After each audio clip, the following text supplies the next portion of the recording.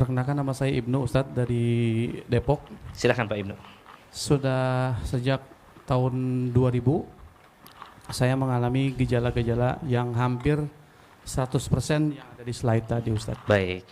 Jadi terutama dari gejala-gejala sihir seperti keinginan mimpi berzina, dimasukin ular, semua itu saya alami, Ustadz. Baik. Dan saya sudah berusaha untuk berobat baik medis ataupun non medis. Akhirnya dengan gejala itu semua 6 tahun lalu saya divonis diabetes. Diabetes, oke. Jadi sekarang ini sudah 3 tahun belakang ini itu kekuatan daripada gejala-gejala sihir itu kuat sekali sama saya. Baik. Yang paling dominan sekarang kalau pagi itu tubuh saya kalau bangun tuh seperti habis diikat. Baik. Jadi saya mohon saran Ustadz atau apa nasihatnya supaya saya bisa keluar dari sihir ini, atau mungkin dari penyakit-penyakit yang kemungkinan itu berasal daripada sihir itu. Terima kasih. Assalamualaikum warahmatullahi wabarakatuh. Waalaikumsalam warahmatullahi wabarakatuh. Baik. Jawaban lengkapnya insya Allah sesaat lagi. Ya, tetapi jawaban singkatnya, pertama Bapak harus memastikan dulu perbedaan antara sihir dan jin. Tadi disinggung sebelum materi ini. Ada penyakit sihir, ada gangguan jin. Ya, ada sihir, ada jin. Seluruh jin senjatanya adalah sihir. Seluruh jin senjatanya adalah sihir. Tidak semua jin itu penyihir. Penyihir adalah profesi. Profesi di kalangan bangsa jin, sebagaimana dukun di kalangan manusia. Jadi ada juga yang mengatakan bahwa setan jin itu sebetulnya jin-jin penyihir. Dia profesi, diberi buruhan seperti itu. Seperti itu ya. Izinkan saya berdiri. Jadi ada perbedaan antara gangguan jin dan sihir. Begitu Pak ya. Kalau gangguan jin itu jinnya masuk ke dalam tubuh manusia. Ya. Jinnya masuk ke dalam tubuh manusia, mengendalikan manusia. Tapi kalau sihir, pengaruhnya yang ditembakkan melalui apa? Bisikan, kata-kata yang mempengaruhi, itu namanya sihir. Saya dipahami ya ini? Berarti senjata setan namanya sihir. Apa senjata untuk mengalahkan sihir ini? Hal yang lebih dahsyat daripada sihir. Apa itu? Mukjizat. Dari masa ke masa, sihir itu selalu kalah dengan mukjizat. Di zaman Nabi Musa alaihissalam, ya, tukang sihir kemudian mengelabui Nabi Musa, melemparkan tongkat dan tali. Nabi Musa melihatnya sebagai ular besar. Maka Nabi Musa diperintah Allah melemparkan tongkatnya. Ya, melempar tongkatnya. Tongkatnya itu berubah menjadi ular sesungguhnya, ular sungguhan. Apa faktanya? Tukang sihir kaget. Ularnya berubah jadi ular betulan. Dia melempar tongkat tuh, berubah jadi ular, itu di mata Nabi Musa. Dan audiens, di mata tukang sihir, tetap itu adalah tongkat dan tali. Maka ketika Nabi Musa melempar tongkat, tukang sihir ini deg-degan, berubah nggak ya? Berubah nggak ya? Ternyata berubah betulan. Jadi ular betulan dan memakan kayu dan tali yang mereka lemparkan. Nah, itu sihir namanya. Sihir lawan mukjizat. Begitu Pak ya.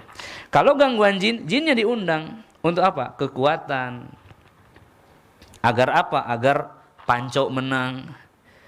Agar futsalnya hebat. Ada orang disusuk untuk sekedar bisa volleyball begitu, ya. Subhanallah. Ada orang yang macam-macam lah ya. Debus, ya misalnya. Ada juga yang ditarik melalui ilmu-ilmu tenaga dalam, kebatinan. Orang yang nggak paham mengatakan ini kan nggak ada jinnya, hanya tarik napas, olahraga. No way, not at all. Ya, itu bukan olahraga tapi ibadah. Bentuk ibadah agama orang lain yang dipraktekkan oleh orang Islam, maka kemudian hukumnya lebih daripada syirik itu sendiri. Dia telah keluar dari Islam dan setan leluasa masuk menguasai dirinya. Dalam bahasa Sunda itu ada amatan, Pak. Nah, amatan itu kalau lagi marah dia berubah jadi harimau. Nah, ini contoh orang dikuasai setan. Setannya masuk melalui kontrol di dalam ruang hatinya. Oke, kurang lebih seperti itu dulu Bapak ya. Maka kemudian kalau gangguan jin, jinnya harus dilepaskan dari tubuh manusia, diruqyah untuk melepaskan makhluk ini keluar. Maka Nabi mengatakan ukhruj Allah sambil tepuk dadanya. Ya. Keluar kamu wahai musuh Allah, kepada sahabat Nabi sendiri begitu. Nah, kalau sihir itu bukan dikeluarkan jinnya, tetapi pertama diobati penyakitnya, diblokade pengaruh sihirnya. Diblokadenya dengan apa? A'udzu tadi. A'udzu bikalimatillahi tammati min kulli syarri ma khalaq. Kalau untuk diri kita, kalau untuk orang lain, u'idzuka, semoga Allah melindungi kalian, kamu. Bikalimatillah, dengan kalimahnya yang sempurna, dan seterusnya. Kemudian selain ta'awudz ada al-falaq, an-nas, ada ayat kursi. Bapak kalau mau terlindungi cukup ayat kursi pagi sore. Tapi kalau ingin lebih hebat lagi, lebih dahsyat lagi, setiap habis sholat.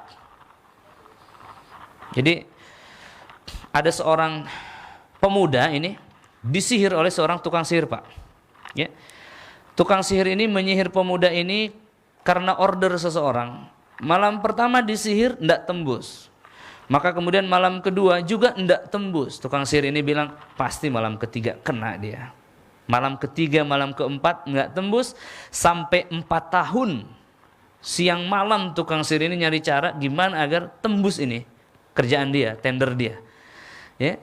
Maka setelah 4 tahun akhirnya dia taubat dan dia mendatangi pemuda ini dan mengatakan, wahai anak muda, apa yang kamu miliki sehingga sihir dari saya tidak tembus-tembus selama 4 tahun ini? Anak muda ini kebingungan, dia mengatakan, Rasulullah SAW bersabda, sesiapa yang membaca ayat kursi sehabis sholatnya, maka dia tidak akan mati kecuali dalam keadaan masuk surga. Subhanallah. Baca ayat kursi sehabis sholat. Kenapa tukang sihir tidak bisa menembusnya? Karena jin itu punya akal. Kata jin, kalau saya sihir dia malam ini, dia habis baca ayat kursi, mati masuk surga.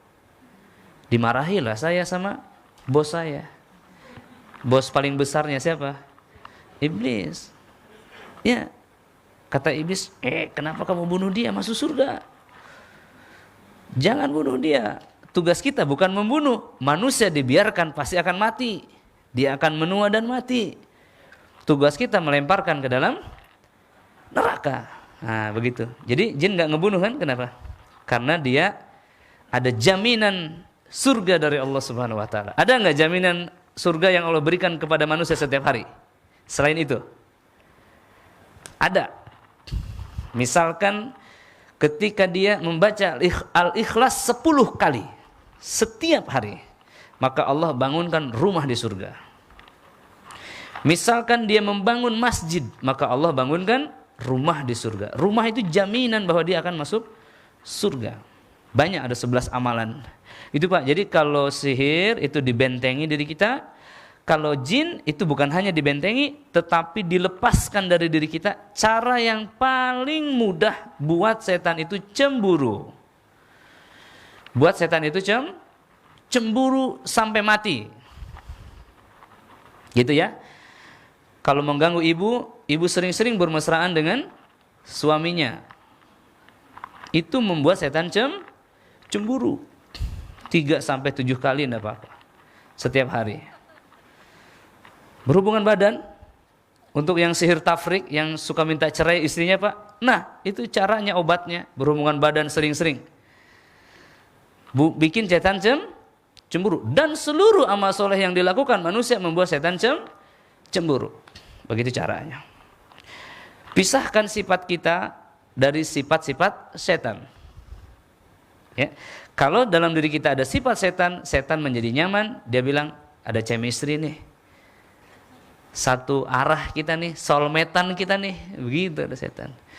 Maka caranya adalah jauhkan diri kita dari sifat-sifat setan atau satanic idea, satanic behavior. Seperti itu Pak. Barakallahu fiik.